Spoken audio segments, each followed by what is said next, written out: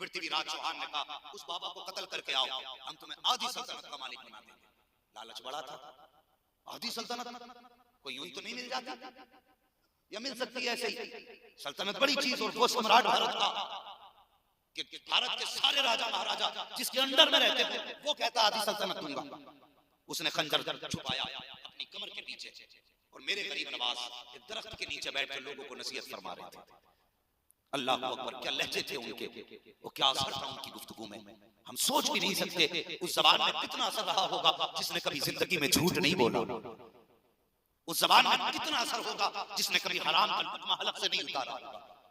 गरीब नवाज गुफ्तगू फरमाते रहे, लोग रोते रहे, आते रहे, सुन के जाते रहे। महफिल खत्म हो गई। जब बात खत्म हुई सब जाने लगे, कुछ लोग खड़े रह गए। फिर वो भी कातिल खड़ा था जो कत्ल के इरादे से आया था। गरीब नवाज ने सारे लोगों को देखा, देखने के बाद कहने लगे जो जो लेने आया था उसको मिल गया है, अब अगर किसी का जो बाकी रह गया है, मोइनुद्दीन मौजूद है, वो भी अपनी मुराद पूरी कर। ये नहीं समझा खड़ा रहा, आपका इशारा इसकी तरफ था, सब अपनी अपनी पसंद की चीज लेके जा चुके। अब कोई और मकसद अगर लेके आया है तो मोइनुद्दीन अभी मौजूद है, अपना मकसद हल कर ले। बाकी लोग भी जब चले गए, बस यही रह गया। गरीब नवाज ने फिर इसकी तरफ रुख किया, कहने लगे भाई सब अपनी अपनी मुराद पूरी करके जाने लगे, तू भी अपनी मुराद पूरी कर ले। कहने लगा बाबा मेरी कौन सी मुराद?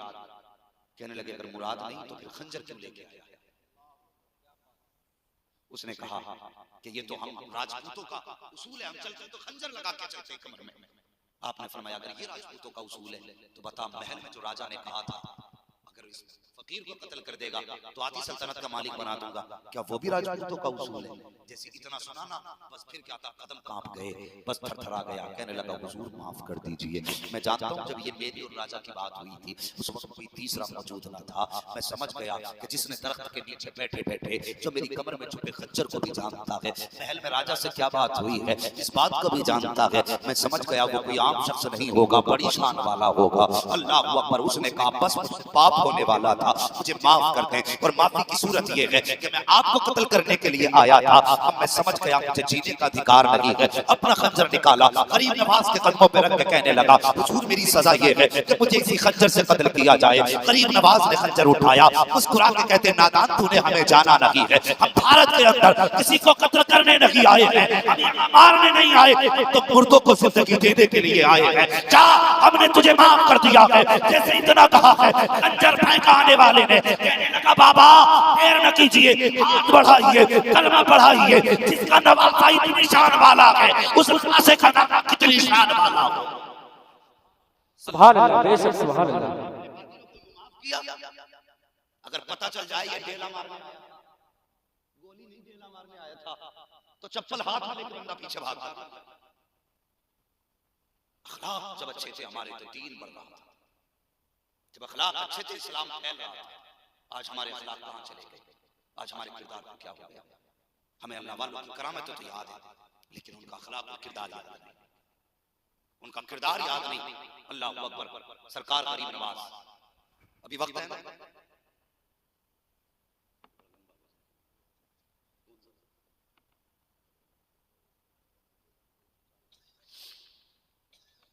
दुरूद पाक पढ़ लीजिए सल्लल्लाहु अलैहि सल्लल्लाहु तआला अलैहि वसल्लम, सलातो व सलाम अलैका या रसूलल्लाह सल्लल्लाहु तआला अलैहि वसल्लम। मैंने कहा अखलाक हमारे बहुत ज्यादा गिर चुके हैं, अखलाक बेहतर करें, दिलों में जगह पैदा करें, दिलों में जगह। सिर्फ जलसे करने से कुछ नहीं होने वाला, जब तक हम अपनी जिंदगी में इनकलाब नहीं लाएं, जब तक हम अपनी जिंदगी में तब्दीली नहीं लाएं, उस वक्त तक कुछ नहीं होने वाला। सरकार गरीब नवाज की बारगाह में एक किसान आ गया, दिल्ली से किसान पहुंचा।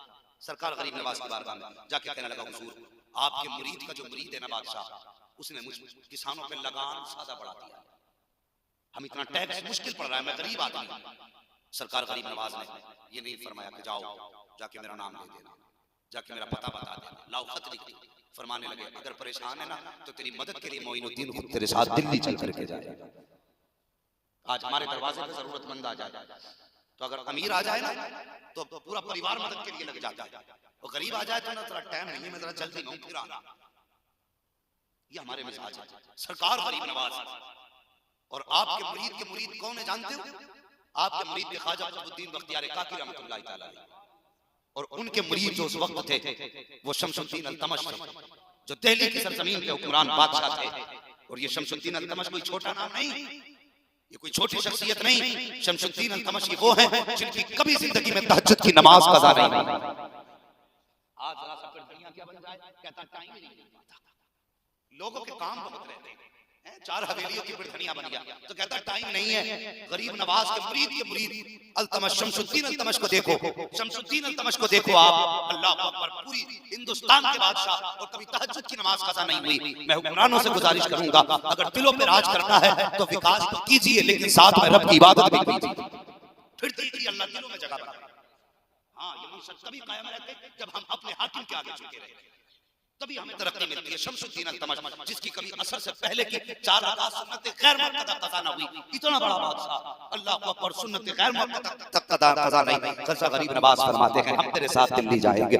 आपने अजमेर शरीफ से सफर शुरू किया, दिल्ली की सरजमीन पर आए, ख्वाजा कुतुबुद्दीन बख्तियार काकी के पास आए, कहा हुजूर कैसे आना हुआ? कहने लगे तेरे मुरीद ने एक गरीब किसान का लगान इतना बढ़ा दिया है कि उसकी हैसियत नहीं देने के लिए, अल्लाह अकबर, इतना सुनना था। ख्वाजा कुतुबुद्दीन बख्तियार काकी की आंख में आंसू जाते हैं, रोके कहते हुजूर हुक्म भेज दिया होता, कोई खत भेज दिया होता, आने की जरूरत क्या थी? कहा नहीं, चलने के बादशाह के दरबार में चल। जैसे कि ख्वाजा गरीब नवाज और शमसुद्दीन अल्तमश, ये दोनों बादशाह शमसुद्दीन अल्तमश की बारगाह में, दरबार में ख्वाजा गरीब नवाज और ख्वाजा कुतुबुद्दीन बख्तियार काकी पहुंचे हैं। बादशाह उठ के खड़ा होने लगा, इशारा फरमा दिया कि बादशाह बैठ जाइए, आज पीर बन के नहीं आए, कदम आगे बढ़ाता है, अल्लाह उसको मस्जिद नबवी में 2 महीने के एतिकाफ से ज्यादा सवाब अता फरमाए। नारे तकबीर, नारे रिसालत, मसलके आला हजरत, फैज़ान आला हजरत, हजरत मौलाना मुफ्ती हम्माद रज़ा मुरादाबादी, नारे तकबीर, जिंदाबाद जिंदाबाद।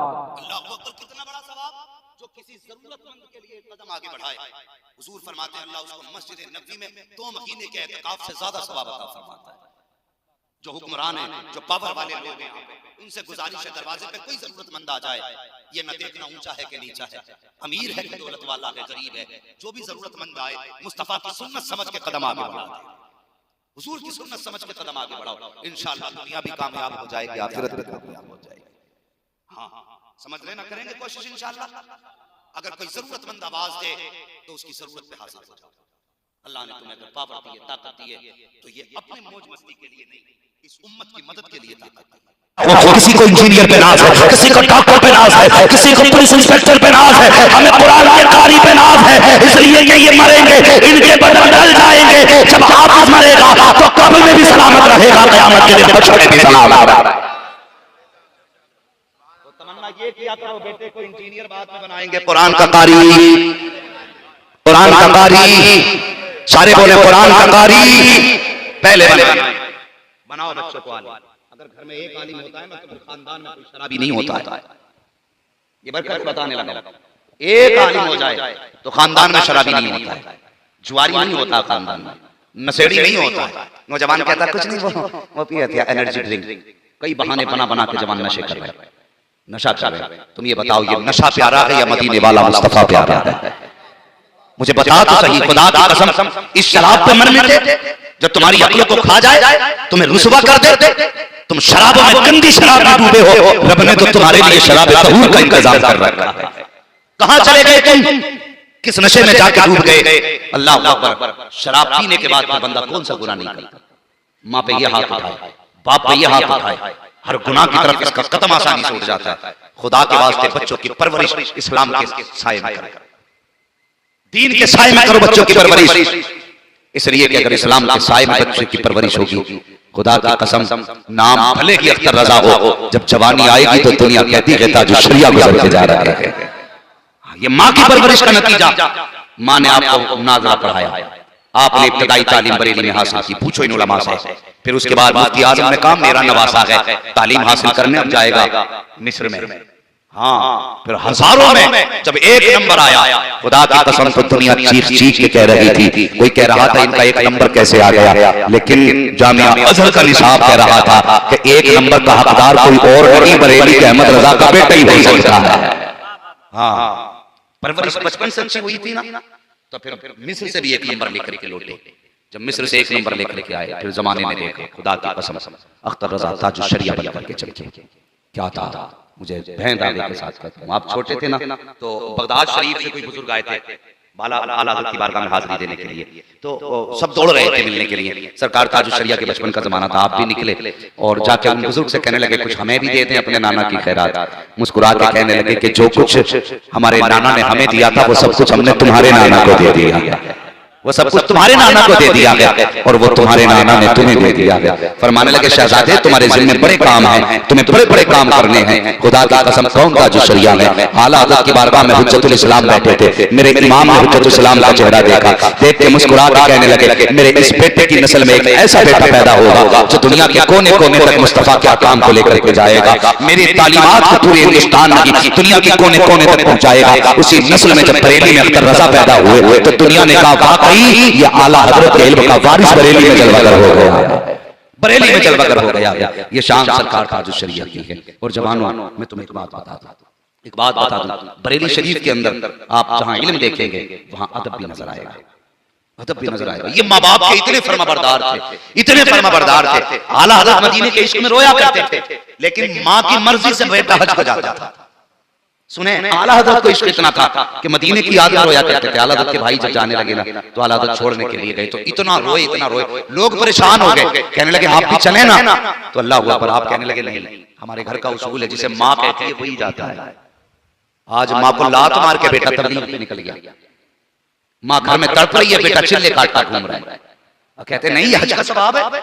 हमारे आला हज़रत देखो, आप फरमाते कि हमारे घर से हज को वही जाता है जिसे माँ इजाजत देते।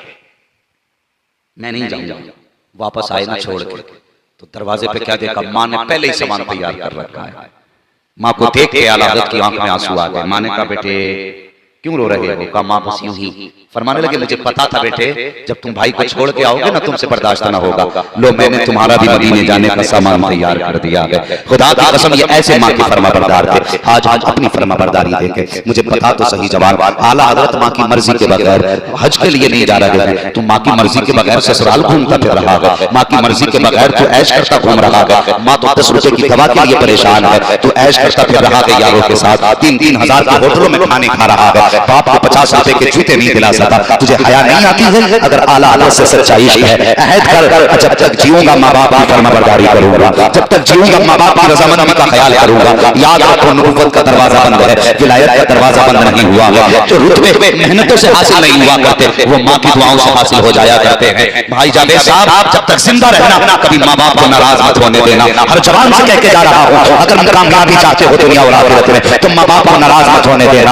आज दुनिया हज़रत उवैस करनी को जानती है। कौन हो के इश्क के किस्से नहीं सुनाता है, कौन हो के प्यार की कहानियां नहीं पढ़ता है। आज तुझे बताऊं उवैस करनी को उवैस किसने बनाया है, इश्क का ये जाम किसने पिलाया है। खुदा की कसम तारीफ उठा करके देख, मेरे नबी ने कई बार अपने सीने के बटन खोले और करने की तरफ आप अपने बटन खोल के कहते थे कि मुझे रहमान की खुशबू आ रही है। सहाबा कहते थे या रसूल अल्लाह ये कौन रहमान किसकी खुशबू है? आका फरमाते थे मुझे मेरे महबूब की खुशबू आ रही है। या रसूल अल्लाह महबूब का नाम क्या है? आका फरमाया करते थे उसका नाम उवैस के नाम ही है। आका कभी मिला है, कभी मुलाकात नहीं की है, कभी आप उससे मिले हैं, कभी मैंने भी मुलाकात नहीं की है, लेकिन मुझसे बहुत इश्क करता है। सहाबा कहते हैं या रसूल अल्लाह अगर इतना इश्क करता है तो फिर मिलने क्यों नहीं आया? मेरे नबी फरमाते हैं वो मिलने तो आ जाता, लेकिन घर के अंदर नाबीना माँ है, वो उसे छोड़ के नहीं आ सकता है, उसके सिवा माँ का कोई सहारा नहीं है। वो इसलिए आज तक मुझसे मिलने नहीं आया। अल्लाह अकबर ये कहते कहते नबुव्वत की आंखों में आंसू आ गए। आका फरमाते हैं मेरे सहाबा अगर तुम में से कोई मेरे बाद मेरे उवैस से मुलाकात करे तो उससे कह देना कि मेरी उम्मत के हक में दुआएं मग़फ़िरत कर दे। वो हाथ उठा के मेरी उम्मत की मग़फ़िरत की दुआ करे। पता चला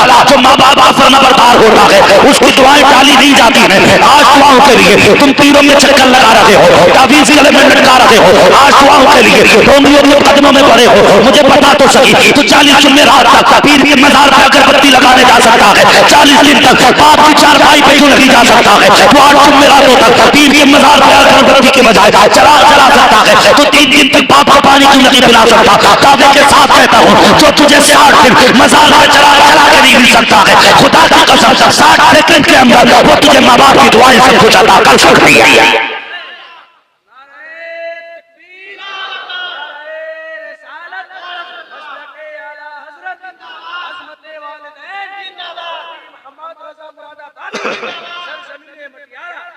आज पीरों के मिजाज हो गए कि भीड़ लगी रहे, जब तक भीड़ नहीं लगती इनकी मौज ही नहीं आती।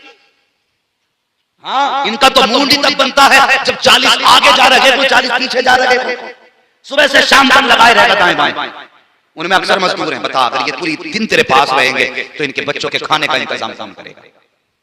मैंने अपने मुर्शिद सरकार ताजुल शरिया को देखा, हम बैठे रहते थे पढ़ाई के वक्त में, लोग मुलाकात के लिए आते थे, इजाजत दी जाती थी, हुजूर कुछ लोग मुसाफा करना चाहते हैं, फरमाते थे जल्दी करो मुसाफा कराओ, मुसाफा होता। फिर हुजूर ताजुल शरिया फरमाते थे लोग गए कि हैं कि हजरत खड़े हैं, बड़े तेजी से सख्त गुस्सा होते, वो फरमाते जाओ मुसाफा करने आए तो हो चुका, अब यहाँ कोई कश्मीर की वादियां थोड़ी है, जाओ जाके बच्चों के लिए रोजी तलाश करो, जाकर के बच्चों के लिए रोजी रोटी कमाओ, हलाल रिज़्क़ तलाश करो। मैं सलाम मारता हूँ अपने मुर्शिद की सोच को, उसने कभी ये नहीं सोचा मेरे दाएं बाएं भीड़ लगी रहनी चाहिए, लोगों में चलते हो, उसने अगर सोचा तो यही सोचा किसी गरीब के बेटे के हलक के अंदर हराम का लुक़मा ना जाए, अगर मरना जाए गरीब के हलक से, हराम का नहीं बल्कि हलाल का लुक़मा उसके हलक से उतरना चाहता। ये सोच मेरे मुर्शिद की थी। आज दाएं बाएं लिए घूम रहा है, कह रहा क्या मज़ार पे बैठ, सुबह से शाम हो गई झाड़ू लगाता हुआ, मुरीद भी बड़ा खुश है, क्या कहना पीर ने रुमाल दिया, क्या दिन हो गए 8 दिन हो गए यही पढ़ूंगा, यही मर जाइए। तुझे पता है तेरी माँ रात को तड़प के पानी पिलाने वाला नहीं होता घर में कोई, तेरा बाप इतना कमजोर हो चुका है कि बिस्तर से पेशाब के लिए अकेला उठा नहीं जाता, तू पीर की खिदमत में लगा गया। पीर कितना भी बड़ा हो जाए मेरे हुजूर से बड़ा नहीं हो सकता है। सुन लो, मैं या तुम, तुम्हारा पीर या मेरा पीर, कोई मेरे हुजूर से बड़ा नहीं।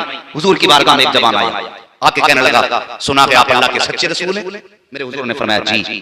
फिर वो कहने लगा मैंने सुना है जिससे आप राजी हो गए उससे खुदा राजी हो जाता है। मेरे हुजूर ने फरमाया हाँ। तो उसने कहा हुजूर फिर मैं आपकी खिदमत में रहूंगा और आपको राजी करूंगा। मेरे हुजूर का जुमला सुना, आका फरमाते हैं तूने अपने पीछे किसी को छोड़ा? उसने कहा जी। का कौन? का मेरे बूढ़े माँ बाप। का उनसे पूछ के आया था हुजूर वो आने की इजाजत नहीं दे रहे थे, मैं जबरदस्ती आया, मुझे जन्नत चाहिए थी। मेरे हुजूर ने फरमाया फिर वापस चला जा। कहा हुजूर मैं तो आपको राजी करके रब को राजी करने आया था। अब हुजूर ने क्या इरशाद फरमाया? फरमाया जा जिन माँ बाप को रोता हुआ छोड़ के आया है उनके रोते हुए लबों पे मुस्कुराहट दे दे। अगर तेरे बाप माँ बाप मुस्कुरा गए तो सुन मोहम्मद भी राजी हो जाएगा, मोहम्मद का खुदा भी राजी हो जाएगा। ये मेरे हुजूर की तालीम है। और ये कौन सा पीर है? अब मर गया दवा के लिए पैर दबाने पे लगा है। भाई ख्याल कर, ख्याल तेरा सबसे बड़ा पीर तेरा बाप है, दुआओं का सबसे बड़ा किबला तेरी माँ है। अगर माँ बाप नाराज है तो एक तावीज नहीं पूरा कुरान गले में लटका ले जा और फिर नफा हो जाए। और अगर चाहता तुझे नफा हो तो खुदा की कसम माँ के कदमों में बैठ, उसका आंचल सर पे उठा और सर पे रख के अल्लाह मेरी माँ के आंचल की सदके में मुसीबतें डाल दे। खुदा की कसम आंचल बाद में हटेगा, रहमतें पहले बरसनी शुरू हो जाएगी। हम कहाँ घूम रहे हैं? हम किस जगह पे हैं? वो वैसे करनी आका फरमाते हैं माँ है बूढ़ी आ नहीं सकता इसलिए मुझसे न मिल सका। अल्लाह अकबर। हुजूर का इश्क कितना था सोच भी नहीं सकते, कितना इश्क था। एक दिन पैर दबाने माँ दबाते दबाते ना हुजूर की याद आ गई। हुजूर की याद आई ना, आंसू टपक पड़े। आंसू टपके ना, माँ तो माँ होती है यार, आंसू की गर्मी से पहचान लेती है ये आंसू किस चीज का है। यह एहसास खुदा ने सिर्फ माँ को बख्शा है। वो जो आंसू की गर्मी से पता लगा लेती है ये गम का आंसू है, ये खुशी का आंसू है, ये जलन का आंसू है, ये घुटन का आंसू है। जैसे आंसू माँ के पैर पे गिरे ना, माँ कहने लगी बेटे जी अम्मी आज महबूब की बड़ी याद आ रही है। अगर अब भी नहीं बोलोगे तो फिर कब बोलोगे? अल्लाह अकबर। आशिक की माँ है, बेटे आज महबूब की बड़ी याद आ रही है। रो के कहने लगे माँ आज लगता है अगर मैं महबूब के दरबार नहीं गया मेरा कलेजा गम से फट जाएगा। माँ आज तो इजाजत दे दे। माँ ने कहा चल बेटे अगर इतना ही दर्द है तो सुबह मेरे पानी का इंतजाम कर जाना, मेरे खाने का इंतजाम करके मेरी चारपाई के सरहाने रख जाना। और बेटे लेकिन याद रखना जल्दी जाना और जल्दी आना। क्या कहा माँ ने? जल्दी जाना। सारे बोले जल्दी और जल्दी आना। माँ ने इतना कहा। आप सुनते रहना बहुत गौर से, अगर ये बात सही से समझ ली तो इंशाअल्लाह पूरी जिंदगी सवर जाएगी। माँ ने क्या कहा? जल्दी जाना और जल्दी।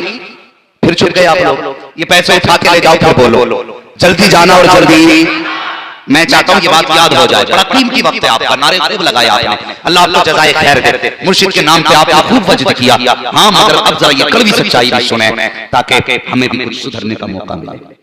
हाँ भाई, जावेद ने बुलाया है तो ये पैगाम मेरी मुर्शिद की तरफ से लेके चले जाना, मेरे ताज शरिया का पैगाम लेकर के चले जाना। अल्लाह अकबर। माने का बेटे जल्दी जाना जल्दी आना, आपने सारा इंतजाम किया। खुशी थी आज महबूब की गली में जाना है। अल्लाह अकबर। पूछो इन उलमा से जो हज करके आए हैं इनसे पूछो, जो मदीने को जाते हैं ऐसा लगता है उनके कदम हवाओं में उड़ रहे हो। जो हज करने जाते हैं उन्हें लगता है कि कदम कदम कितना मुश्किल है, कितनी जल्दी मदीना आ जाए। बेकरारी का कौन अंदाजा लगा सकता है। और यार ये तो तेरे मेरे जैसे सरफरे का इश्क है, वो वैसे करने के इश्क का आलम ला रहा होगा। जो आने वालों से पूछा करता था और तुम कहां से आ रहे हो, वो कहते थे हुजूर के मदीने से आ रहे हैं। तो आप फरमाया करते थे तब तक तुमने मेरे महबूब का चेहरा भी देखा होगा। कहां देखा तो था। आप कहते थे फिर बताओ मेरे महबूब की जुल्फें कैसी थी, उनके रुखसार कैसे थे, उनके लब कैसे थे। फिर कहते थे मेरा जी चाहता है तुम्हारे कदमों को चूम लो, इसलिए कि तुम्हारे कदमों ने उन गलियों को चुना है जिसमें मेरा महबूब रहा करता है। ये इश्क वैसे करने का था। अब यही इश्क का दूसरा पहलू शहर बरेली में भी नजर आता है। जब कोई हज करके वापस आता, मेरा बरेली का इमाम जाता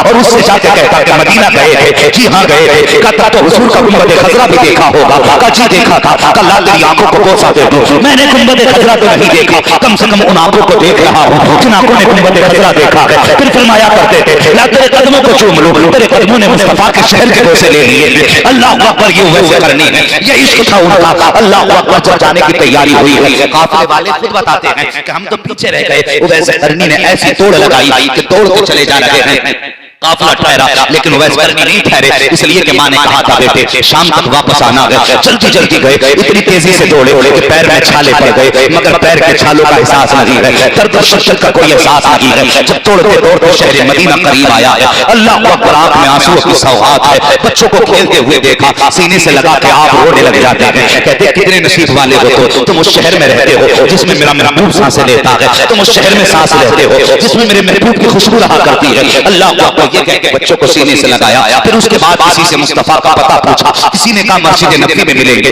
तोड़ते हुए मस्जिद नबी पे गए, जैसे गए दरवाजे पे दस्तक दी है, मस्जिद नबी खाली है। किसी ने कहा काशाना आयशा पे मिलेंगे, हजरत आयशा के हुजरे पे गए, दरवाजे पे दस्तक दी। उम्मुल मोमिनीन हजरत आयशा सिद्दीका की आवाज आई, कौन आया है? का दीवाना आया है। का किस लिए आए हो? का हुजूर से मिलना है। उम्मुल मोमिनीन फरमाती हैं अभी अभी हुजूर बाहर चले गए हैं, कुछ देर ठहर जाओ, हुजूर आ जाएंगे तो मुलाकात हो जाएगी। इतना सुना था दीवाने की चीख निकल जाती है। रोक के कहते उम्मुल मोमिनीन अगर इतना वक्त होता तो पूरी जिंदगी हुजूर की चौखटों पे बैठ के गुजार देता, पूरी जिंदगी हुजूर की राहों में गुजार देता। लेकिन अफसोस है कि वक्त साथ नहीं दे रहा है, मैं इंतजार तो नहीं कर सकता हूँ। अलबत्ता उम्मुल मोमिनीन, ए मोमिनों की माँ, अगर इजाजत हो तो मैं उस मस्जिद को देख लूं जिस पे महबूब करवटें लिया करता है। मैं उस मसनद को देख लूं जिस पे महबूब देख के गया करता है। मैं उस चटाई को देखूं जिस पे बैठ करके फर्श वाला अर्श वाले की बातें बताया करता है। इतना सुना है। उम्मुल मोमिनीन फरमाती है मैं पर्दे की आड़ में चली गई, अंदर एक दीवाना आया जिसके बाल बिखरे हुए थे, मिट्टी बदन पे लगी हुई थी, दीवानों जैसा हाल था। कभी इस दीवार को चूम रहा है, कभी उस दीवार को चूम रहा है, कभी अपनी सुकून से लिपट के रो रहा है, कभी हुजूर की चटाई से लिपट के रो रहा है, कभी मसनद को आंखों से लगा रहा है। उम्मुल मोमिनीन कहती है दीवाने अगर इतना ही इश्क है तो फिर रुक क्यों नहीं जाता है। वैसे करनी ने कहा था ए मोमिनों की माँ, मैं रुक नहीं सकता हूँ, अलबत्ता मेरे महबूब आ जाए तो उनसे मेरा सलाम कह देना। ये कहते वैसे करनी रोते हुए पलटे हैं। अल्लाह अकबर। मुझे बता तो सही जो आज हुजूर के मदीने में गुजार के आते हैं, जब वो पलटते हैं ऐसी हालत होती है जैसी हालत जनाजे पे भी नहीं होती है। सगे बाप की मैयत पे बेटा नहीं रोता, माँ के जनाजे पे बेटा ऐसा नहीं रोता है जैसे हाजी मदीने से पलटते हुए रोया करता है। अगर आज के आशिक का ये आलम है तो फिर कल के आशिक का आलम क्या रहा होगा। वैसे करनी पलटे हैं जैसी आप आते हैं। थोड़ी देर गुजरी है कि रहमत आलम तशरीफ ले आते हैं। अल्लाह अकबर। हुजूर आए हैं, आने के बाद फरमाते हैं आयशा बता तो सही मेरे सहन में कौन गुजर के गया है। इतना कहना था। उम्मुल मोमिनीन कहती हैं या रसूल अल्लाह आपको कैसे पता? आप फरमाते हैं आयशा खुशबू बता रही है मेरा दीवाना गुजर के गया है, मैं बता रही है मेरा आशिक गुजर के गया है। हजरत आयशा सिद्दीका कहती है या रसूल अल्लाह दीवाना आया है, बाल बिखरे थे, कपड़े फटे थे, मजबूर लग रहा था। आका फरमाते हैं उमर जल्दी करो, दौड़ो, वो कोई और नहीं मेरा उवैस आकर के गया है, मेरा उवैस आकर के गया है। अल्लाह अकबर। हजरत उमर गए, तब तक उवैस करनी जा चुके थे। अब जरा हाल सुनना प्यारे उवैस करनी का। इधर हुजूर बेकरार है, इधर उवैस करनी बेकरार है। और यार मैं पहले कहता हूँ अगर तुम ही लगाना है तो आमिना के लाल से भी लगा के देखो, खुदा की कसम जब तुम्हारी बेकरारी पे तुमसे ज्यादा बेकरार हो जाता है, जितने बेकरार उवैस करनी थे उनसे ज्यादा बेकरार मेरे मुस्तफा हो रहे हैं। आँख में नबूवत वाली आंसू बह रहे हैं। अल्लाह अकबर। उमर को भेजा है, इधर उवैस करनी जा चुके थे। जब घर के दरवाजे पे पहुंचे हैं, आहट हुई है, माने का बेटे वैसे आ गए, कहा जी माँ आ गया हूँ। माँ की जबान से पहला जुमला निकला, ए बेटे बता अब तेरे महबूब का चेहरा कैसा है, तू देख के आया है, बता उसकी जुल्फे कैसी है, उसके लबो रुखसार कैसे है, बता तो सही, जब बोलता है तो कैसा लगता है। जब इतना सुना चीख निकल जाती है, रोते कहते हैं ए माँ गया तो था लेकिन मुलाकात ना हो सकी। कहा बेटे किस लिए, कहा जैसे मैं गया बाबा हुजूर चाह चुके थे। माँ ने कहा बेटे कुछ देर इंतजार कर लेते, रोते कहते हैं ए माँ कैसे इंतजार कर लेता, तूने कहा था सूरज छुपने से पहले आना है, अगर रुक जाता था तेरी नाफरमानी हो जाती। अल्लाह अकबर इतना सुनना है।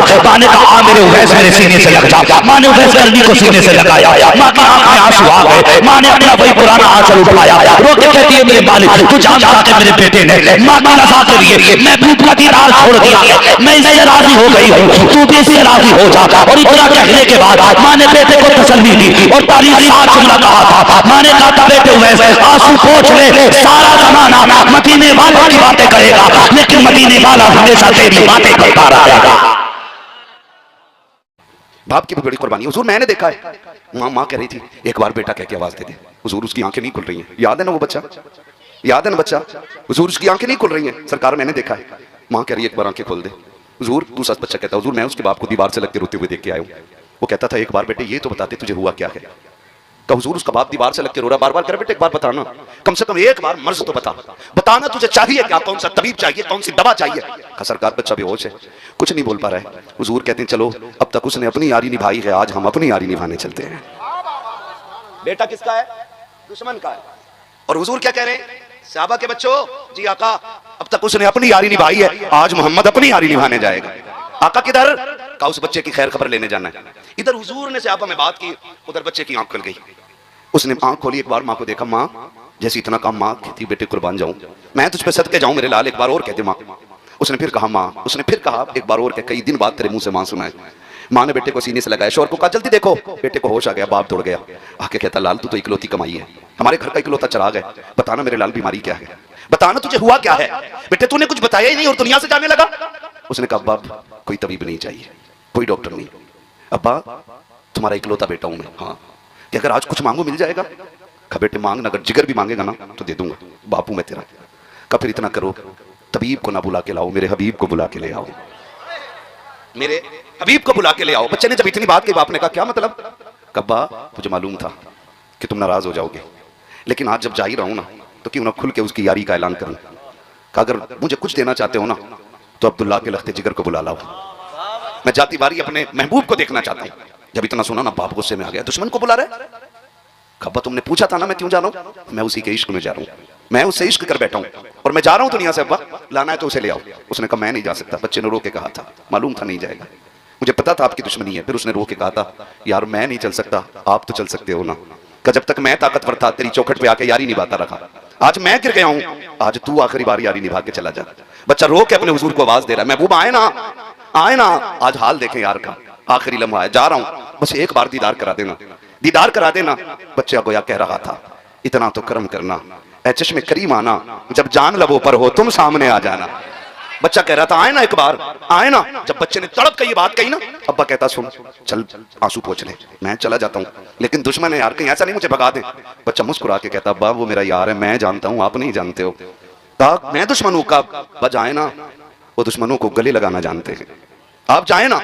जैसे बच्चे ने इतना कहा बाप हिम्मत करके निकला, खुदा की कसम तारीख गवाह, बाप ने दरवाजा छोड़ा, हुजूर ने उधर से निकलना शुरू किया है। इधर बच्चे का बाप निकला, उधर से सरकार आ रहे हैं। अब बच्चा अचानक में थोड़ी देर के बाद कहता अम्मी कहा हाँ, का वो मेरा मदीने वाला आ गया है, मेरा मदीने वाला आ गया है। बच्चे की आदत थी उठ के कहता है मेरा मदीने वाला आ गया है, जिसमें पैरों की तरफ से रूह निकल रही है, आदत जिसमें के निकल चुकी है, रूह पैरों तक आ गई है। उसने कहा मेरा मदीने वाला आ गया है। जब कमर तक रूह आई है, अम्मी मेरा मदीने वाला आ गया है। माँ तड़प जाती है, समझती है शायद सकरात का आलम है। बच्चा बेखुदी में कह रहा है, माँ ने दरवाजे की तरफ मुड़ के देखा, कोई नजर नहीं आया। कहा बेटे कोई भी तो नहीं आया है। कम्मा वो देख मेरा मदीने वाला आ गया है। माँ ने लाल को सीने से लगाया, चीख मारी। कहा बेटे क्या बात कह रहा है, वो देख दरवाजा भी खाली है, आंगन भी खाली है, तू किसके आने की बात कर रहा है। तो बच्चे ने कहा था अम्मी मेरा यार आ गया है। कहा बेटे बता तो सही, देख तो दरवाजा भी खाली है, आंगन भी खाली है, तू कैसे कह सकता है। बच्चा कहता है अम्मी सुन तो सही, ठहर तो सही। कहा क्या बेटे, कहा ये हवा बता रखी है वो आने वाला है, ये फिजा बता रखी है वो आ रहा है, ये खुशबू बता रखी है वो आ रहा है, ये महकी महकी हवाएं कह रखी है वो आ रहा है। अम्मी तुझे लगता नहीं है ये थमी थमी हवा कहती की चल रही है कि वो आ रहा है, बच्चा ये कहता जा रहा है, इतने में सरकार ने दरवाजे पे कदम रखा है, बच्चे ने तड़प के कहा था अम्मी वो देख मेरा मदीने वाला आ गया है, मेरा मदीने वाला आ गया है। ये कह के बच्चा उठना चाहता है, सरकार ने दौड़ लगा दी है। जरा सोच तो सही, हाजी मदीने को जाते हैं, हरम को देख के दौड़ जाते हैं, आशिक मदीने जाते हैं, मस्जिद नबवी को देख के दौड़ जाते हैं, आशिक मदीने जाते हैं, कभी मीनार देख के दौड़ते हैं, कभी गुंबद देख के दौड़ जाते हैं। बच्चे तेरे मुकद्दरों को सलाम, तेरी तरफ तो नबियों का ईमान दौड़ रहा है, फखरुल अंबिया दौड़ रहा है, फजर तखलीक कायनात दौड़ रहा है, मेरे नबी ने दौड़ लगाई है। बच्चा उठना चाहता था, वजूद की ताकत खत्म है, सरकार ने जाकर के हाथ लगाया है, कहा यार तकलीफ न कर, तकलीफ न कर, मैं आ गया हूं। सरकार गोद में लेकर के बैठे हैं, आका ने गोद में बच्चे को लिया है। अब बच्चा चेहरे पे नजरें जमा के कह रहा है यार मैंने अपनी यारी निभा दी है, बता तो सकी क्या तू अपनी यारी में सच्चा है कि नहीं। जब बच्चे ने इतनी बात कही है, सरकार कहते मेरी यारी सच्ची है, क्या बता तो सकी ये यारी यहाँ ही काम आएगी या मरने के बाद भी काम आएगी। मेरे नबी ने कहा था बेटे मेरा कलमा पढ़ ले, वादा करता हूँ कब्र में भी काम आऊंगा, हश्र में भी काम आऊंगा। जब बच्चे ने इतना सुना है, मुड़ के माँ की तरफ को देखा, अम्मा बता तो सकी मेरा यार चाहता है मैं कलमा पढ़ूं। माँ तो माँ थी, उसने कहा जिसमें तेरी मर्जी है। फिर बाप के चेहरे की तरफ देखा, उसने कहा जा, जब इसके लिए जाग ही रहा है तो यारी में पीछे क्यों रहता है, जो ये कहता है वो भी करके दिखा दे। फिर बच्चे ने मुस्कुरा के कहा यार आखिरी कील यारी के ताबूत में ठोकनी है, मुझे भी कलमा पढ़ा के अपना बना ले। मेरे नबी ने कलमा पढ़ाया है, इधर कलमा मुकम्मल हो रहा है, उधर रूह निकल जा रही है, बच्चे का इंतकाल हुआ है। अब सरकार जाने लगे हैं, बाप ने कहा था मोहम्मद ठहरो, कहा क्या बात है, कहा जब तक कलमा नहीं पढ़ा था ये हमारा था, अब कलमा पढ़ के मरा है, ये तुम्हारा हो गया है, इसे भी साथ लेकर के चले जाओ, कुर्बान जाओ बच्चे के मुकद्दर पे। आका कहते हैं अबू बकर यार को गोद में उठा लो और इसका जनाजा मोहम्मद की चौखट से उठाया जाएगा। आका करीम के दरवाजे पे लाया गया, सरकार के दरवाजे पे जनाजे की तैयारियां हो रही है। हुजूर से वफा करो, हुजूर से मोहब्बत करो, हुजूर से इश्क करो। यही इश्क है जो हमें दुनिया में भी कामयाब रखता है और आखिरत में भी कामयाब रखता है। मेरे सामने नौजवान बैठे, सबसे कहूँगा मेरे लाल, मेरे बच्चों हुजूर का किरदार अपना लो, हुजूर का किरदार अपना लो। जब भी पहनो ऐसे कपड़े पहनो जो हुजूर को पसंद हो, चेहरे ऐसे बनाओ जो मुस्तफ़ा को पसंद हो, दाढ़ियाँ रख लो, पूरी पूरी दाढ़ियाँ रखो, है ना, पूरी पूरी दाढ़ियाँ रखो, ऐसी सजा लो दाढ़ियाँ, कब्र में पहुँचो ना, फरिश्ते कफन हटाएं और चेहरे पे सुन्नत सजियो हुजूर की, और सामने आका मुस्कुरा लगे हो, हुजूर उठाएं, आका कहें देखते नहीं हो, चेहरे पे सुन्नत सजा के लाया है, इसे चैन से सोने दो, इसकी तरफ के जो भी सवाल हैं वो हमसे पूरे कर लिए जाएं, है ना। वो कहा था ना किसी ने इतना काफ़ी है ज़िंदगी के लिए, रख ले आका जो नौकरी के लिए, आ गए कब्र में भी छुड़वाने, दर्द कितना है उम्मती के लिए। हुजूर हम सबसे प्यार करते हैं, हुजूर हम सबसे प्यार करते हैं। एक बंदा ऐसा नहीं जिसको हुजूर प्यार न करते हो, एक सुन्नी ऐसा नहीं जिसे हुजूर प्यार न करते हो। आज भी गुंबद खजरा से आवाज़ आती है, ये तो उम्मत का अलमिया है ना कि शादी पे डीजे बजाएगी, ये तो उम्मत का अलमिया है कि नाच नाच के मरना चाहती है, ये तो उम्मत का अलमिया है ना बेटियों को नचा के मरना चाहती है, ये तो उम्मत का अलमिया है ना कि शादी में खाना खड़े होकर खाएगी, ये तो उम्मत का अलमिया है कि कुत्तों की तरह जीना चाहते हैं हम लोग। लेकिन हुजूर का प्यार तो फिर वही है ना, खंजर चले किसी पे तड़पते हैं हम अमीर। पढ़ो ना हुजूर की तारीख, मेरे नबी ने कहा था सहाबा ऐलान कर दो कि कोई ऐसी छत पे ना लेटे जिसकी चार दीवारी ना हो। बेटियां मेरे सामने बैठी हैं, बेटे भी बैठे, मैं सबसे हाथ जोड़ के कहूंगा हुजूर के लिए जीना सीखो, हुजूर के लिए मरना सीखो। ये क्या कम बड़ा अलमिया है कि बेटे हुजूर के नाम पे जेलों को भर लगे हैं और बेटियां गैरों के बिस्तर सजा रही हैं। इससे बुरे दिन उम्मत के कब आने हैं बताओ। बेटियां मुर्तद हो रही हैं और बेटे जेलों को भर रहे हैं, इससे भी बुरे दिन उम्मत के आने थे। मैं बेटियों से कहना चाहूंगा तुम्हें खुदा का वास्ता, तुम सानिया ज़हरा हो, तुम हव्वा की बेटियां हो, अल्लाह ने तुम्हारी इज्जत जो दीन में रखी है ना वो कहीं नहीं है, जो इज्जत तुम्हें इस्लाम ने अता की है वो कोई नहीं दे सकता। बेशक मैं इस टॉपिक पे मजीद बात नहीं कर सकता, वक्त बहुत ज्यादा हो रहा है, मगर इतना कहना चाहूंगा सानिया ज़हरा बिनते हव्वा अपनी चादरों का लिहाज करो, अपनी इज्जत के पासदार बन जाओ, अपनी आबरू की हिफाजत करने लग जाओ। खुदा की कसम आप बन के तो देखो ना, आप जान दे के देखो उनके लिए, आप ईमान बचा के देखो उनके लिए। तुम्हें मरने में देर लगेगी, हुजूर को कब्र में आके जन्नत बनाने में देर नहीं लगेगी। लेकिन अलमिया है उम्मत का, ये अलमिया है, बेटों पे गोलियां चल रही हैं और बेटियां गैरों के साथ भाग के शादियां कर रही हैं और फिर कहती है इस्लाम ने हमें कैदी कर दिया था, इस्लाम ने हमें बंद कर डाला था, आज़ादी मिल गई हमें इस्लाम छोड़ के। शर्म कर मेरी बहन, जिंदगी 60-70 साल से ज्यादा नहीं है, आए दिन चलते फिरते हाथ से हो रहे हैं। आज मेरे खानदानी दादा का इंतकाल हुआ, आने में उनकी वजह से मुझे देर हुई, मैं उन्हें देखने के लिए चला गया। दफन उनका सुबह में, दुआ करें अल्लाह उनकी बेहिसाब मगफिरत फरमा दे, है ना। चलते फिरते अचानक हाट हुआ और खत्म हो गए, ठीक है ना। एक दिन ऐसे ही हमें तुम्हें चला जाना है, कोई गारंटी नहीं है कि सफेद बालों वाले पहले जाएंगे और काले बाल वाले बाद में जाएंगे।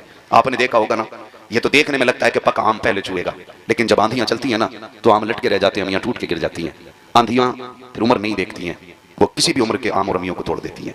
तो ख्याल रखिएगा, हम कभी भी टूट सकते हैं, जरूरी नहीं है अभी हम बच्चे तो जवान होंगे, जवान है तो बूढ़े होंगे, है ना। जनाजे उठते हैं, बच्चों के भी जनाजे। क्या कितने घरों में बड़े बूढ़े बैठे रह गए और जवान जनाजे पे लेट के निकल गए? ऐसा नहीं है, ऐसा ही है। तैयारी कर लें हम, सारे तैयारी कर लें। बेटियों से गुजारिश करूंगा, उम्र 60 साल से ज्यादा नहीं है, ये तो कट ही जाएगी। और ये जो कहती हो मेरा वाला ऐसा नहीं, मेरा वाला ऐसा नहीं। अभी एक मुस्लिम लड़की से गैर मुस्लिम लड़का इश्क करता था, उसको 3 मंजिल बिल्डिंग से फेंक दिया। सोशल मीडिया पे ये तलाल मीडिया बात करने को उसके लिए तैयार नहीं है, उसके लिए तैयार कोई नहीं है। और एक मुस्लिम लड़का गैर मुस्लिम लड़की के साथ बैठा था, उसको उठा के जेल में डाल दिया गया। मैं पूछना चाहता हूँ, ये दौर कौन सा है? खुद फैसले कीजिएगा, खुद फैसले कीजिएगा। एक बेटी को अभी फेंक दिया गया, फिर कहती मेरा वाला ऐसा नहीं है। तेरा वाला नहीं, किसी का वाला भी अच्छा नहीं होता है, किसी का वाला भी अच्छा नहीं। वो भी जानता सामने वाला, जो लड़की अपने बाप की नहीं हो सकी, मेरी क्या खाक होगी,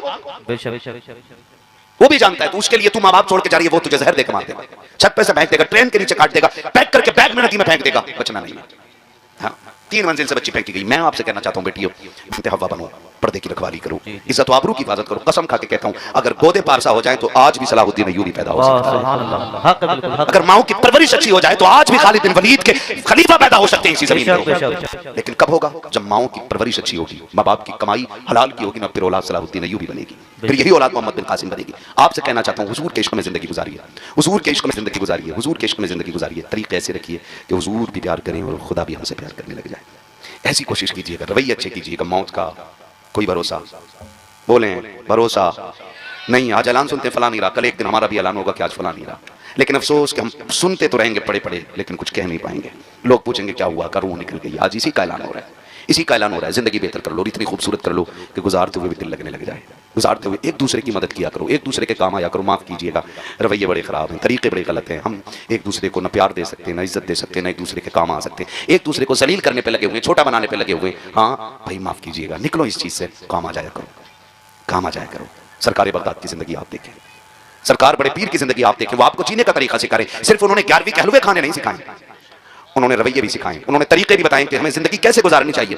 सरकार गौसे पाक रज़ी अल्लाह तआला अन्हा का, हाँ बहुत गौर से सुनिएगा, तवज्जो है ना। सरकार गौसे पाक, दरिया पार करना है, सरकार गौसे पाक नहर कश्ती से पार होती है। कैसे पार होती है? ए बच्चों, मेरे बच्चों, बहुत अच्छा आपने सुना मेरे लाल, बस आखिर के चंद बातें और सुन लो। ये बड़े अच्छे बच्चे हैं, अल्लाह आपके माँ बाप को सलामत रखे, जिन्होंने परवरिश में ये सिखाया है कि तुम्हें जीना भी हुजूर के लिए और मरना भी हुजूर के लिए है। अल्लाह उन माँ बापों को सलामत रखे जिन्होंने हुजूर की मिलाद का अदब बच्चों को सिखाया है। तवज्जो है सारे लोगों की। सरकार गौसे पाक को दरिया पार करना था। सुने बहुत गौर से। आज तो माफ कीजिएगा, अगर भांजा हॉस्पिटल में हो ना तो भाई फोन बंद कर लेता, कहीं बहन का कॉल ना आ जाए पैसे मांगने के लिए, कहीं खून ना मांग ले, कहीं गुर्दा ना मांग ले, कहीं फेफड़ा ना मांग ले, ये सोच के ना भाई फोन ही बंद कर देते हैं। लानत हो ऐसी अमीरी पे जो अपनों के काम ना आ सके। लानत भेजता हूं मैं ऐसी दौलत पे जो सके भांजों की बहनों के काम ना आ सके। क्या करोगे ऐसी दौलत? कब्र में लेके जाओगे? सिकंदर गया था ना तो दोनों हाथ खाली लेके गया था। तेरी मेरी औकात क्या है? हैं? पूरी दुनिया का बादशाह है, आधी दुनिया का बादशाह सिकंदर है, वो भी खाली हाथ गया। तो तू और मैं भी नहीं लेके जाने, तो फिर काम आया करो किसी के, काम आया करो किसी के, काम आया करो। सरकारी बगदाद को नहर पार करनी है, कश्ती में बैठ करके। जो कश्ती में नहर पार करनी थी ना, तो पहुंचे कश्ती के पास, देखा एक बंदा रो रहा है। क्या हुआ? कहा कि मुझे पार जाना था दरिया के, लेकिन कश्ती वाला कहता चला यहाँ से, किराए दे। मैंने कहा नहीं। उसने कहा तेरे बाप की कश्ती है, यहाँ वो पार होगा जो पैसे देगा। कहा जी मैं गरीब था, धक्का देकर उतार दिया गया। बगदाद वाले ने शागिर्द से कहा दौड़ जा, मेरी दरसगाह में ना सोने की थैली रखी है सिक्कों की। आज पैसे कागज के, तब पैसे सोने के होते थे। सोने के सिक्के होते थे, आज कागज के लिए दुनिया भाई भाई का कत्ल करने चली, रिश्तों के दुश्मन हो गए। 1 इंच जमीन के लिए 10 साल जेलों में चला रहे हैं। सगे भाई का गिरबान पकड़ के कचहरियों में खींच रहा और भाई को सजा करा के कह रहा देखा मेरी पावर, तू कुत्ते से बदतर है, कुत्ते से बदतर है तू। जिसके अंदर इंसानियत नहीं है वो इंसान कहलाने का हकदार कैसे हो सकता है? क्या हुआ? मेहर टेढ़ी कर ली थी, बस इतनी ना कि इतनी मेहर ज्यादा टेढ़ी कर ली थी। और तू तो इंसान था ना। उसकी शक्ल देख के कहता जा मैं तुझे बाप के चेहरे की वजह से माफ कर रहा हूं। खुदा कयामत में कह देता जा मैं तुझे मोहम्मद के चेहरे की वजह से माफ कर रहा हूं। कुछ तो लेके निकलो ना यहाँ से। पूरी जिंदगी हड़प करके खा गए, हराम के पैसे से उमरा करके आ रहा और कह रहा सोते हैं उनके साए में कोई हमें उठाए। किसी के बाप की जन्नत है, गफरी फंड में मिल जाएगी। तैयारी करो। हुकूकुल इबाद अल्लाह वादा कर चुका, माफ नहीं करूंगा जब तक बंदे पैसा पूरा नहीं कराऊंगा। माफ कर दे भाई को। तू क्या चला जाएगा तेरा? फोन बंद कर लेते हो, अपनों को खबर ना आए, अपनों की फोन ना आए। ना करो यार ऐसा, ना करो ऐसा। अपनों की आवाज पे दौड़ जाए करो। बगदाद वाले ने कहा जा मेरी दरसगाह में सोने के सिक्कों की थैली रखी, उठा के ले आ। दौड़ा दौड़ा शागिर्द गया, ले आया। आपने ना कश्ती वाले को दे दी। कहा ये ले। कहा हुजूर ये क्यों? कहा इसमें 100 सोने के सिक्के हैं।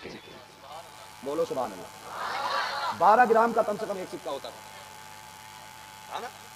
कितने ग्राम का? आज के 12 ग्राम का एक सिक्का। 12 ग्राम कितने तोले हो गया? 1 तोला 2 ग्राम। क्या रेट है आज? 1,17,000। बताया सोने का रेट? घटिया वाले की बात नहीं कर रहा हूं जो 50% मिलावट करके बेच रहे हैं। जी मुझे इस टॉपिक पे बात नहीं करनी, कभी सोचो मौलवी सोना बेचने आया था। है डकैतों से सावधान रहिएगा, है ना। तो 1 लाख के समथिंग आज रेट है। 100 लाख कितने हो गए? 100 सिक्कों के 100 लाख कितना बना? 1 करोड़। ऊपर को 2 ग्राम जोड़ लो, 200 ग्राम है भाई। 2 ग्राम का 100 सिक्कों में कितना बना भाई चचा? 200 ग्राम। 200 ग्राम में कितने तोले हुए? 20 तोले। 20 तोले की कीमत 20 लाख। तो कितना बना टोटल? 1 करोड़ 20 लाख। किसको दिए? कश्ती वाले को। उसने कहा इतने पैसे आप क्यों दे रहे हैं? फरमाने लगे रख ले, आज के बाद जब कोई गरीब आए ना तो धक्का दे के मत उतारना। तेरी आखिरी सांस तक गरीब की उतरने की कीमत अब्दुल कादिर दे रहा है। जब भी कोई बगैर पैसों के आए अब्दुल कादिर के किराए से पार करा दिया कर। वो गैरों के लिए इतना कर रहे हैं, हम अपनों के लिए नहीं करने तैयार। करेंगे इंशाल्लाह, वादा करो इंशाल्लाह, जोर से कहो इंशाल्लाह। अल्लाह हम सबको बगदाद वाले के दिए हुए तरीके पे अमल करने की तौफीक अता फरमाए। फरमाएगा या अय्युहल्लज़ीना आमनुत्तक़ुल्लाह व कूनू मअस सादिक़ीन, ऐ ईमान वालों अल्लाह से डरो और सच्चों के साथ हो जाओ। अल्लाह से डरो, डरने का मतलब क्या? जो उसने हुक्म दिया उस पे अमल करो, जिससे रोका गया उससे रुक जाओ। फिर क्या करना मालिक?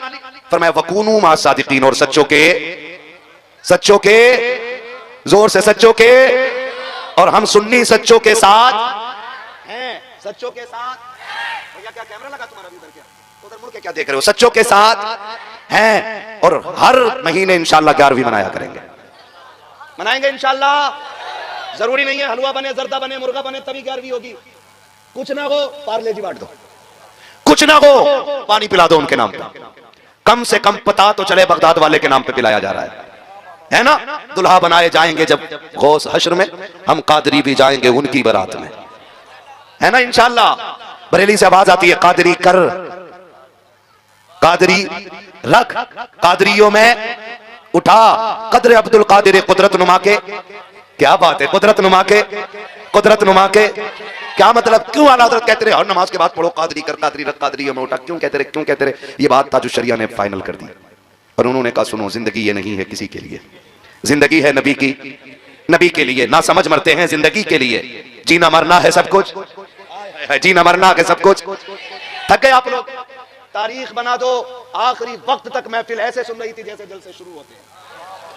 जीना मरना के सब कुछ, जीना मरना के सब कुछ। मसलके आला हजरत पे कायम रहो। जिंदगी दी गई है, जिंदगी दी गई है इसी के लिए। अब कादरी होने का फायदा ताजु शरिया बयान फरमाते हैं, कहते हैं अख्तरे कादरी खुल्द में चल दिया, अख्तरे कादरी खुल्द में चल दिया। खुल्द वाहे हर एक कादरी के लिए, यानी जन्नत हर कादरी के लिए खुली हुई है। तो फिर हम क्यों ना कहें कादरी कर, कादरी रख, कादरियों में कदर अब्दुल कादिर कुदरत नुमा के वास्ते, है ना। बच्चे अगर इतने अच्छे हैं तो सिर्फ बच्चे बोले जरा सुभान अल्लाह। देखो आप तुम्हारी दाढ़ी मूंछ निकल आई, बच्चों में नहीं है ना। मैं बच्चों से बोल रहा था, अभी सिर्फ बच्चे बोले जरा सुभान अल्लाह। क्या बात है, अब सिर्फ बड़े बोले जरा या रसूल अल्लाह। क्या बात है, खुदा सलामत रखे। बुजुर्ग लोग खाली दुआई दे दें यही काफी है ना। थोड़ा सा इसको इसका कम रखिएगा ताकि मेरी बात समझ में आए। बहुत अच्छा आपका साउंड बोल रहा है, हाँ बस थोड़ा सा इको कम ताकि बात साफ समझ में आए। मैं चंद बातें करने के लिए आया हूँ, है ना, बस ठीक रहने दीजिएगा। खैरियत है सारे लोग? थके तो नहीं है ना? अभी नहीं थके ना? नहीं थके ना? आप घूर के क्यों देख रहे हो? कम से कम मुंह ऐसा कर लो कि मौलवी बीमार ना हो। हाँ। सही बता रहा हूं। 2 तरह के डॉक्टर होते हैं, एक ये कि हाथ पकड़ के कह अरे यार कुछ नहीं होगा, तो आधा मर्ज खुद ही खत्म हो जाता है। और डॉक्टर ठग डॉक्टर जो होते हैं ना, ठग, वो कम बीमार को कहते हैं अरे अब लेके आयो, अब लेके आयो भाई, कोशिश करके देखता हूं। तो जो चलने वाला होता है वो भी गिर जाता है ना। गलत है मेरी बात? के सही है? सही है ना। तो मुंह ऐसा बना के बैठो कि मुझे आपका मुंह देख के लगे कि अभी 10 बज रहे हैं। अगर 12 बज गए ना तो फिर मुझे डर लगने लगेगा। कितने बज रहे हैं अभी? कितने बज रहे हैं? नहीं बज तो 12 रहे हैं, लेकिन आपके मुंह से नहीं लगना चाहिए, है ना। खुदा सलामत रखे। जरा कहते हैं या रसूल अल्लाह, या रसूल अल्लाह। हाँ जी, जिन्हें डर लग रहा है वो बिल्कुल ना बोले। और अभी तक ऐसा नहीं हुआ किसी ने जोर से सुभान अल्लाह कहा और पुलिस ले गई। मोमिनपुरा वालों, ये तो बहुत मजबूत गांव है ना। मजबूत गांव है तो फिर डरने की जरूरत नहीं है, डरने की जरूरत। हम तो सीना ठोक के कहते हैं कि नात खानी मौत भी हमसे छुड़ा सकती नहीं, कब्र में भी मुस्तफा के गीत गाते जाएंगे। हाँ जी, मैं बच्चों से कहूंगा बेटे आप बच्चे बहुत अच्छे हो, लेकिन थोड़ी सी कमी दिख रही मुझे। अगली बार मेरे लाल ना टोपी ओढ़ के आना। आएंगे इंशाल्लाह, कोई बात नहीं, जल्दी जल्दी में आ गए होगे, टोपी तो होगी ना, है ना टोपी? हाँ कोई बात नहीं, अगली बार हर जलसे में टोपी पहन के आना, पहना के मत जाना। आएंगे इंशाल्लाह, सारे बच्चे वादा करें इंशाल्लाह। मैं बच्चों से कहूं मेरे लाल ये हुजूर की महफिल है, और हुजूर की महफिल इतनी मोहतरम होती है कि इसके अंदाज में निराले होते हैं। आप खुद बताइए, अगर स्कूल की ड्रेस हो सकती है, होमगार्ड की ड्रेस हो सकती है, पुलिस डिपार्टमेंट की ड्रेस हो सकती है, वकीलों की अपनी ड्रेस हो सकती है, जजों की अपनी ड्रेस हो सकती है, तो क्या मोहम्मद अरबी के गुलामों की अपनी ड्रेस नहीं हो सकती है कि नहीं? है कि नहीं? तो फिर है ना, तो कुछ कम दिख रहा है मुझे। वो क्या है? टोपी। अगली बार ओढ़ेंगे इंशाल्लाह। हाँ वादा कर लो, मैं शर्मिंदा करने नहीं आया। होता है बच्चे जल्दबाजी में आ जाते हैं, लेकिन आइंदा ओढ़ के आइएगा ताकि पूछना ना पड़े बंदा किधर जा रहा है, मुंह सड़ा हुआ। जो 11वीं मनाएगा वो कभी जलील होकर नहीं मरेगा। जो 11वीं मनाएगा अल्लाह उसकी नस्लों में रिज्क की बरकतें अता फरमाएगा। इसलिए हम सुन्नी बगदाद वाले की 11वीं मनाया करते हैं। और मैं तो अक्सर कहता हूं इन बच्चों को सिखाओ, क्योंकि जब हम कब्रिस्तान में होंगे और ये हिंदुस्तान में होंगे तब भी इसी शान से बगदाद वाले की 11वीं मनाई जा रही होगी। हाँ इसी शान से। फिर कोई कहेगा 11वीं क्यों मना रहे हो, ये शिर्क है, ये बिदअत है, ये नाजायज है, ये हराम है, तो ये थप्पड़ मार के कहेंगे मुंह बंद कर, जब हम छोटे थे तब अपने बाप के साथ 11वीं की महफिल में जाया करते थे। और कभी कभी तकलीफ होती है ना चाचा मियां, कहते हैं हटाओ भी इन बच्चों, हटाओ यहां से, हटाओ, ये बच्चे क्यों आए। सच ये है कि जलसा शुरू भी बच्चों पे होता है और खत्म भी बच्चों पे होता है। यकीन ना आए ना तो तजर्बा करना, जब कोई नहीं आता ना तब बच्चे आके बैठते हैं। कुरान की तिलावत जब होती है ना तो आगे कौन होता है, बोलो, बच्चे होते हैं ना, बच्चे बैठे हुए होते हैं, उनके इब्तिदा से ही प्रोग्राम का आगाज होता है। और जब देख लिया ना मुखिया ने कि बड़ा शायर आ गया, चल भाई चल अल्लाह, जरा जूती ला, फिर आके ना रे किसका कलवा का चलट, चल पीछे चल, किसका भूरा का, गुड्डू का, किसी का नाम हो बुरा ना मानना, ये हमारे माशरे में नाम होते हैं। हम ये कह के बच्चों को पीछे हटाते हैं। मैं कहना चाहता हूं ये महफिल मोहसिन इंसानियत की है, और हुजूर ने सिर्फ बड़ों पे एहसान नहीं किया, बच्चों पे भी एहसान किया है। और मेरे नबी से सिर्फ बड़े प्यार नहीं करते, बच्चे भी प्यार करते हैं। और सरकार सिर्फ बड़ों से प्यार नहीं करते, बच्चों से भी प्यार किया करते हैं सरकार। आप हैरत करेंगे, मेरे नबी का अखलाक देखिए, वो किसी बच्चे की, सहाबी के बच्चे की एक चिड़िया मर गई, हुजूर गुजरे, बच्चा रो रहा था, सरकार घुटनों पे बैठ के जमीन पे अल्लाह अल्लाह अल्लाह, और उससे कहने लगे क्या हुआ। उसने कहा मेरी चिड़िया मर गई है। हुजूर उस बच्चे के पास बैठे रह गए जिसने बच्चों की इतनी दिलजोई की है। जरा सोच तो सकी वो कायनात के लिए कितना बड़ा करम बन के आया होगा। सुभान अल्लाह। ये तो आज का अलमिया है ना, ये तो आज का अलमिया है। मेरा नबी बच्चों पे भी करम कर रहा है। और आज मैं दुनिया एक कुफ्र को चैलेंज के साथ कहता हूं, जिसने हुजूर को पढ़ा नहीं है ना वो भौंकता है, और जिसने पढ़ लिया है ना वो चाहे किसी भी मजहब का हो, उसे ये कहना पड़ा कि लमियाती नजीर कफी नजर मिसले तू नशुद पैदा जाना, जगराज को ताज तोरे सरसो है, तुझको शहद हो सरा जा। सुभान अल्लाह सुभान अल्लाह। हकीकत ये है कि जिसने मेरे सरकार को करीब से पढ़ लिया है वो कलमा पढ़ के मुसलमान हो गया। सुभान अल्लाह सुभान अल्लाह। ये मेरे हुजूर की सीरत का एक खूबसूरत बाब रहा है। हुजूर के किरदार को लोगों ने पढ़ा नहीं, और हम गैरों को क्या कहें।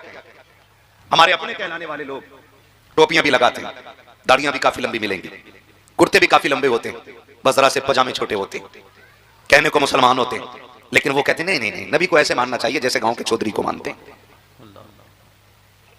अब हैरत होती है कि हम बाहर वालों से लड़ें, या हुजूर के कदमों की बरकत है कि तुम्हारे मेरे घर में निकाहों की बरकतें नजर आ रही हैं, निकाहों की बरकतें नजर आ रही हैं। बेटों से गुजारिश करूंगा, सारे बेटों से मेरी गुजारिश है, निकाह के लिए ना माँ बाप को बड़ी खुशी होती है, निकाह के बाद इनका दिल मत तोड़ना, 4 महीने बाद अलग होकर मत बैठना।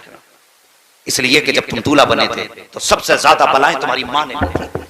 जब तुम दूल्हा बन के चले थे तो तुम्हारे दूल्हा बनने की खुशी सबसे ज्यादा तुम्हारी बहन को थी।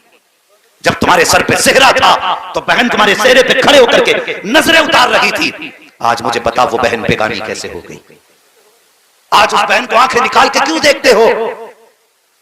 क्या इसने तेरे सेहरे की खुशियां नहीं की थी? क्या मां ने निकलते निकलते तुझे दुआएं नहीं दी थी? क्या बाप तेरी शादी में इतना खुश नहीं था कि उसके पैर जमीन पे नहीं थे? जब वो इतना खुश था, आज इतना बेगाना क्यों हो गया कि वो तेरे जहेज के लाए हुए बेड पे बैठ नहीं सकता? तेरे सोफे पे एक दिन बाप नहीं बैठ सकता? ये तेरा बाप है, बाप शरीक नहीं, जिसके बारे में मेरे नबी ने कहा ये तेरे माल का भी मालिक है, तेरी जान का भी मालिक है। आज इसमें इतने कांटे हो गए, निकाह के बाद बाप भी कुछ नहीं, मां भी कुछ नहीं, जो कुछ है बीवी है। याद रखो, जो बीवियों की गुलामी किया करते हैं वो दुनिया के तलवे चाटा करते हैं, और जो माँ बाप की गुलामी किया करते हैं वो सारे जमाने पे हुकूमतें किया करते हैं। वो माँ बाप जैसी दौलतें नसीबों से मिला करती है, नसीबों से माँ बाप जैसी दौलत मिलती है। खुदा के वास्ते अगर खुदा सेहरे की दौलत बख्शे तो माँ बाप की खुशी वाला दिन न भूलना।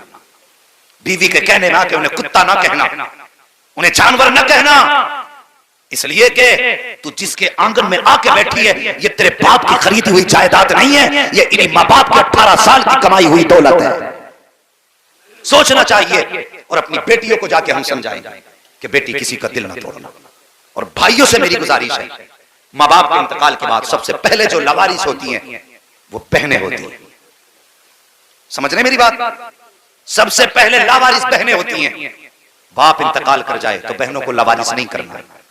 उसके इंतकाल के बाद कभी बहनें दरवाजे पे आए, बीवी से कह देना तुझे मेरी बहन से बात करनी है तो करना, ना करनी है मत कर, लेकिन मेरी बहन की और मेरे बीच में मदाखलत करने का तुझे अधिकार नहीं है, इसलिए कि तू अब आई है जब मैं कमाने की उम्र में हूं, और इसने मुझे तब से पाला है जब ये मेरी नाक साफ करती थी।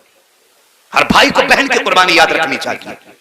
हमने बहनों को मां बन के भाइयों को पालते देखा है, मां बन के, इसलिए कि मां जब काम में होती है, आज भी बहनें छोटे भाइयों को सीने से लगा के कभी चौराहों पे लेके घूमती हैं, कभी मार्केट में जाती हैं, कभी दरख्त के नीचे, और यार कभी गर्मी पड़ती हो शिद्दत की तो देखना बहनों को जब गोद में छोटे भाई होते हैं तो भाई के माथे पे बहन को पसीना गवारा नहीं होता है, बहन पसीना टपकता है उसके माथे से, लेकिन आंचल की हवा बहन दे रही है, दुपट्टे से पसीना बहन साफ कर रही है। आज तुझे हया नहीं आती, बहन को तूने लावारिस किया है। कल जरा याद कर इसकी जिंदगी को, कल जब तू परदेश से आया करता था तो सब तेरे जेब की तरफ दौड़ा करते थे, लेकिन बहन तेरे कपड़ों की तरफ जाती थी, कहती थी भाई कितने गंदे कपड़े हैं, ला उन्हें धोना मेरा हक है, तेरे कपड़े मैं साफ करूंगी। सबसे पहले बगैर कहे जो तेरे कपड़े साफ किया करती थी वो तेरी बहन होती थी, तेरे कहे बगैर जो खाना लगाती थी वो तेरी बहन होती थी, जिसने आधी रात उठ करके तुझे खाना बना के खिलाया वो तेरी बहन के साथ थी, जो तेरे आने के इंतजार में आधी आधी रात बैठी रही वो तेरी बहन के साथ थी, जब तू पैदा ना हुआ तो सजदे में जिसने मांगा वो तेरी बहन थी, तू पैदा हुआ तेरी पैदाइश की खुशी जिसने ज्यादा मनाई है वो बहन के साथ है, जिसने तेरे दूल्हा बनने के ख्वाब देखे हैं वो तेरी बहन के साथ है, जिसने तेरी नजरें उतारी है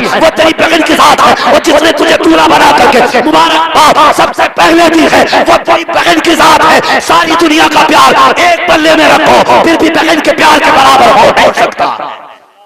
नारे तकबीर, नारे रिसालत, उलमाए अहले सुन्नत, मसलके आला हजरत हजरत अल्लामा मुफ्ती हम्माद साहब किबला, नारे तकबीर, नारे रिसालत। बहन बहन होती है। आज कितने फोन ऐसे आते, मौलाना आप बड़ा अच्छा बोलते हो, आपकी बातों में असर है, मेरे भाई के पास एक फोन कर दो आप। क्या बात है बहन? कहा 6 साल हो गए मेरा भाई बुलाने नहीं आया, जिस दिन से बाप गए हैं मैं कहीं छूट गया, और लानत है ऐसी जायदाद पे जो बहनों को रुला के उन पे सांप बन के बैठा जाए। हमारे जहन में ये रहता है ना, बहनें आएंगी तो खर्च होगा, दस्तरखान में कमी आएगी। खुदा की कसम बहनें आती है ना, खाली नहीं आती है, खुदा की रहमतें साथ लेके आया करती है। हाँ, खुदा की रहमतें साथ लेके आती हैं। और बापों से भी मेरी गुजारिश है, जब जायदाद बांटा करो ना तो मकान में जब 4 कमरों में 3 कमरे बेटे को देके जाना तो एक कमरा बेटी को भी देके जाना, ताकि कल अपना हक बता के आ सके, मैं तुम्हारे कमरे में नहीं आई, अपने बाप के दिए हुए जायदाद के हिस्से में आई। फिर वो शर्म नहीं आएगी, फिर भाभियों में हिम्मत नहीं जो धक्का देके निकाल सके। कम से कम बहन को एक कमरा जरूर देके जाना, ताकि कल बहन आए तो इसका सर शर्म से न झुके। और कितनी बहनों को भाइयों ने धक्के देके घरों से निकाला। हाँ, लॉकडाउन गुजरा, कितनी बहनें बेवा थी, बच्चे भूख की कगार पे आ गए, कहा भाई अमीर है चलो उससे कुछ नाज ले लें, तो भाभियों ने दरवाजे से धक्का देके कहा जा चली जा, तेरा बाप कमा के नहीं रखे गया था जो यहाँ लेने चली आई। वो गैरत कर, खुदा की कसम तुझ पे इसका एहसान हो सकता है और तेरा इस बच्ची पे एहसान नहीं है, इसलिए कि तू उसकी जायदाद खा रही है, वो तेरी जायदाद नहीं खा रही है। कयामत के दिन हर बाप से पूछा जाएगा बता बेटी के हिस्से में से कितना देके आया है। ये याद रखना, मौलवी हो, मुल्ला हो, मिस्त्री हो, इंजीनियर हो, सबसे पूछा जाएगा। जब मैंने 1/3 तेरी बेटी का हिस्सा रखा था तो बेटों को दुगना था, बेटी को 1 गुना था, तो बेटी का खा के हज करके क्या करने आया। याद रखना, अपने अपने इंतजाम कर ले, जो बेटी का हक है वो दे के मर, वरना कब्र में चैन से लेट नहीं पाओगे, लेट नहीं पाओगे कब्रों में चैन से। वो एक बाप था ना, अल्लाह अकबर, फरमाइश भी और बात भी आ गई, इसलिए बताने लगा। बड़ा अमीर था, 4 मील थे उसके पास बड़े बड़े, और 4 बेटे थे। उसने 4 मील 4 बेटों के नाम कर दिए। एक बेटी थी, 10 साल पहले उसकी शादी करी, और 10 साल बीत गए, दरवाजे पे नहीं गया बेटी के। मैंने कहा था जवानियां भी हमेशा नहीं रहनी है और उम्रें भी हमेशा नहीं रहनी है, कोई भी चीज कहीं भी फेल हो सकती है। एक दिन अचानक दर्द उठा, बेटे बाप को हॉस्पिटल ले गए, क्योंकि करोड़ों का मालिक था बाप, और सारी जायदाद उसने बेटों के नाम कर दी। लेके गए हॉस्पिटल में, डॉक्टर ने चेकअप किया, कहने लगे इसके गुर्दे फेल हो चुके, अब ये बचने वाला नहीं है। डॉक्टर ने कहा कि फिर भाई अब गुर्दा की जरूरत है, गुर्दा किससे दिलवाएगा? बाप को बेटे पे बड़ा फख्र था, 4 बेटे थे, कहने लगा है ना 4 बेटे, कोई भी गुर्दा दे देगा। बड़े बेटे को बुला के कहने लगा मैंने तुझ पे लाखों रुपए लगाई, बेटे मैं कुछ जीना चाहता हूं, एक गुर्दा दे दे। जब इतनी बात बेटे से कही ना, बेटा कहने लगा तुम्हारी तो जिंदगी गुजर गई, हमारी बर्बाद करना चले, मैं गुर्दा नहीं दे सकता। उस दिन बाप को तकलीफ हुई, उसने सबसे बड़ी गलती कौन सी की?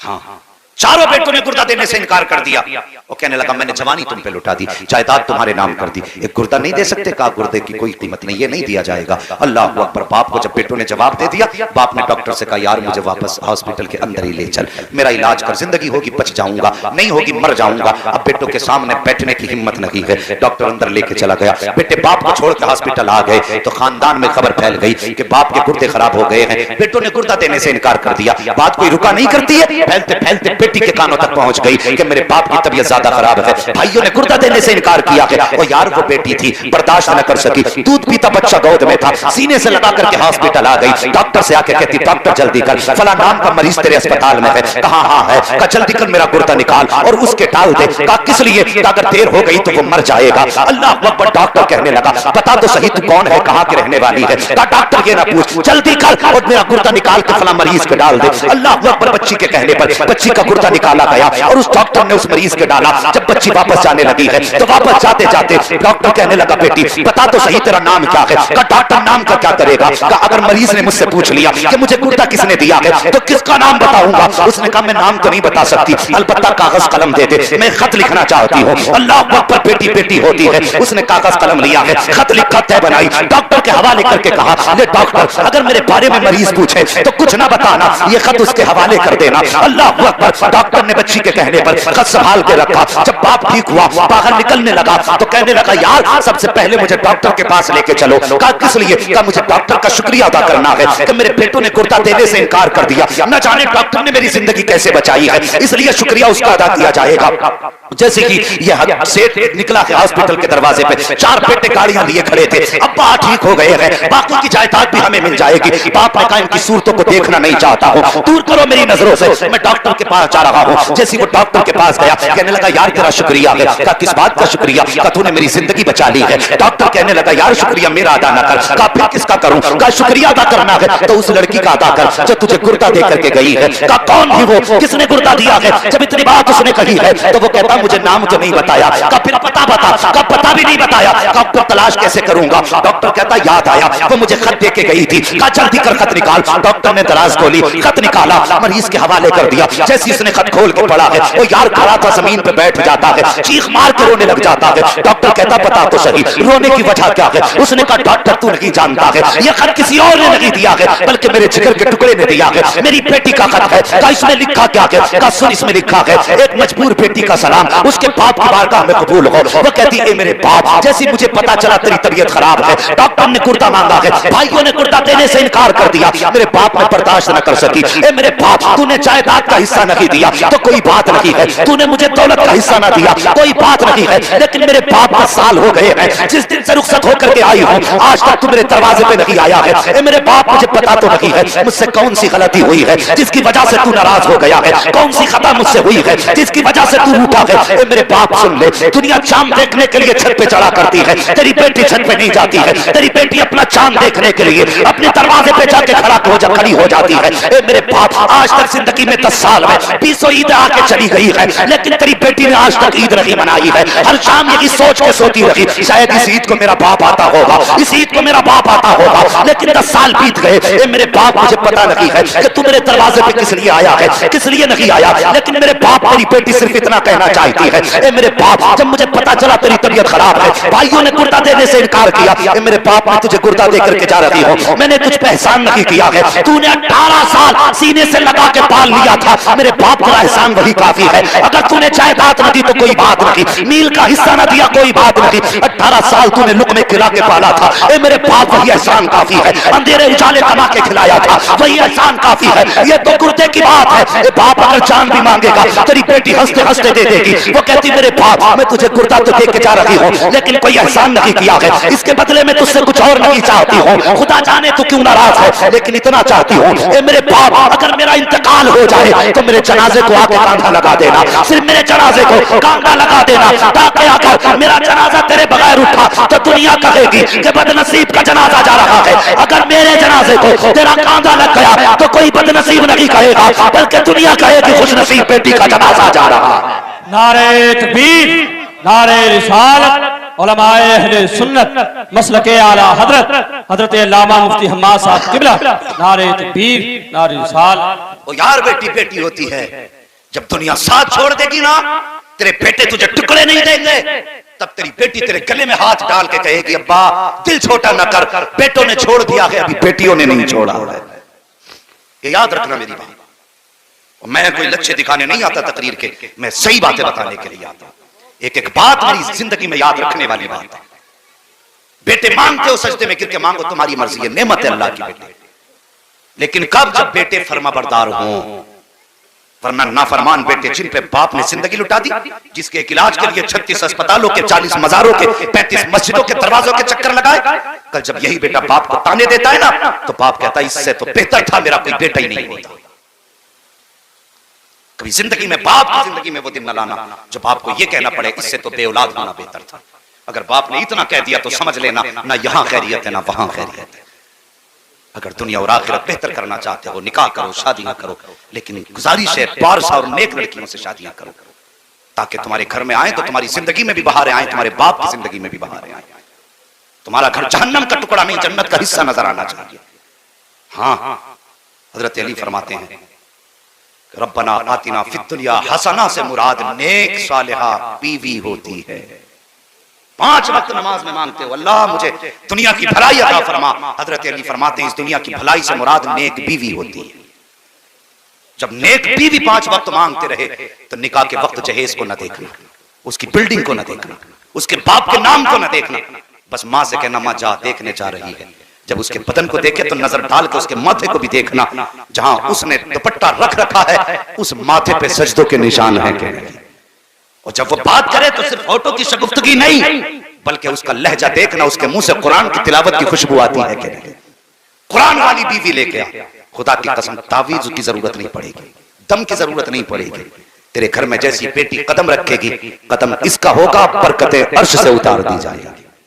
औरत कितनी अजीम शय है बीवी। बहू फरमाया गया जैसी बहू पहला कदम रखे घर में कहा उसके पैर धुलो पानी में और उस पानी को घर के 4 कोनों में छिड़क दो।